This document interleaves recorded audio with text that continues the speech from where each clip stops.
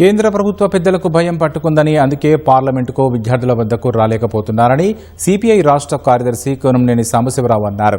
ఖమ్మంలో నిర్వహించిన ప్రజా చైతన్య యాత్రలో పాల్గొన్నారు. జిల్లా పరిషత్ కూడలి నుంచి భక్త రామదాసు కళాక్షేత్రం వరకు ప్రదర్శన నిర్వహించారు.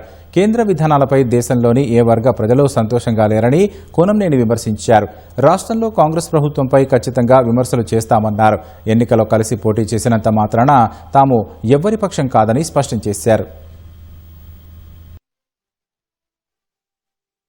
6th సెన్స్ చెప్తుంది ఇక మీకు రోజులు దగ్గర పడ్డాయి లెక్క వేసుకోండి అని.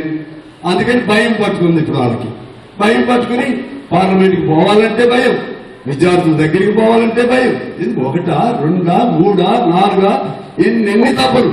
రైతులు ఏమైనా హ్యాపీగా ఉన్నారా? లేదా విద్యార్థులు హ్యాపీగా ఉన్నారా? నిరుద్యోగులు హ్యాపీగా ఉన్నారా? నీతి పరులు ఏమైనా హ్యాపీగా ఉన్నారా? ఎవరు హ్యాపీగా ఉన్నారంటే అదానీ అంబానీలు హ్యాపీగా ఉన్నారు.